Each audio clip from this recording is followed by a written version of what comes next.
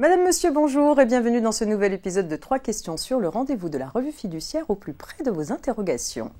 Nous nous intéressons cette semaine à la présomption de démission en cas d'abandon de poste. Depuis le 19 avril dernier, l'employeur peut en effet activer une procédure de présomption de démission face à un salarié qui a abandonné son poste. Conséquence pour le salarié, étant considéré comme démissionnaire, il n'a pas le droit aux allocations chômage. Cette nouvelle procédure interroge beaucoup en pratique, en particulier du côté des employeurs.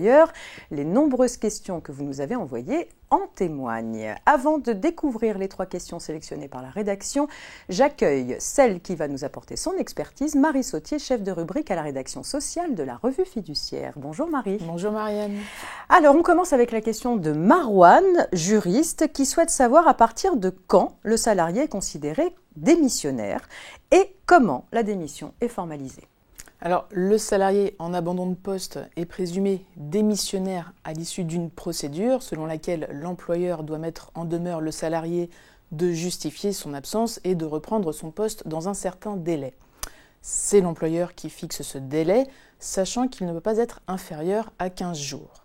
Donc si, à l'issue de ces 15 jours ou du délai plus long fixé par l'employeur, le salarié n'a pas repris son poste, il est considéré démissionnaire. Et quelle est la date de la démission dans ce cas ? Alors, la date de la démission présumée va être la date ultime de reprise du travail fixée par l'employeur, nous indique le ministère du Travail. Autrement dit, c'est le dernier jour du délai fixé dans la mise en demeure. Et c'est donc à cette date que l'employeur va établir les documents de fin de contrat du salarié, avec notamment l'attestation Pôle emploi, où il aura coché la case démission.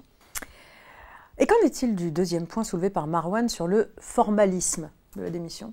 Alors, la loi n'en prévoit pas. Certaines conventions collectives exigent d'un salarié démissionnaire qu'il le fasse par écrit, mais le ministère du Travail nous a précisé que cette exigence ne s'appliquait pas pour la présomption de démission.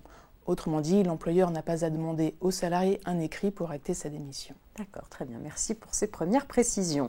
On poursuit avec la question de Lise, directrice juridique. La voici. Avec cette nouvelle procédure, l'employeur peut-il toujours licencier le salarié en abandon de poste et sinon, pourquoi ? Alors c'est la grande question suscitée par cette nouvelle procédure et je remercie notre abonné de l'avoir posée. Si on lit le texte du Code du travail à la lettre, on ne voit pas que face à un abandon de poste, l'employeur soit obligé d'utiliser la procédure de présomption de démission plutôt qu'un licenciement pour faute. Et pourtant, le ministère nous dit que l'employeur doit utiliser la présomption de démission et qu'il ne peut plus passer par un licenciement. Alors pourquoi exclure la possibilité pour un employeur de licencier le salarié ? Alors là, le ministère du Travail nous répond que si on laissait le choix à l'employeur entre licenciement et présomption de démission, cela poserait un problème d'égalité devant les charges publiques. Qu'est-ce que cela signifie concrètement ? Alors, le ministère du Travail n'a pas expliqué cet argument et c'est vrai qu'il n'est pas facile à comprendre. À la rédaction sociale, nous avons interrogé la Direction générale du travail pour en savoir plus. Et celle-ci nous a répondu de façon un petit peu plus détaillée que si on laissait le choix de la procédure à l'employeur, eh bien, cela pourrait porter atteinte au principe constitutionnel d'égalité de traitement. Puisque si l'employeur avait le choix entre présomption de démission ou licenciement, eh bien, les salariés en situation d'abandon de poste ne seraient pas traités de la même manière. Et donc, c'est pour ça que l'employeur n'aurait plus le choix. Face à un abandon de poste, il doit passer par la présomption de démission. Très bien. Merci Marie. Troisième et dernière question posée par Valérie. Valérie est responsable relations sociales. Elle nous demande quels sont les risques pour l'employeur à utiliser cette procédure.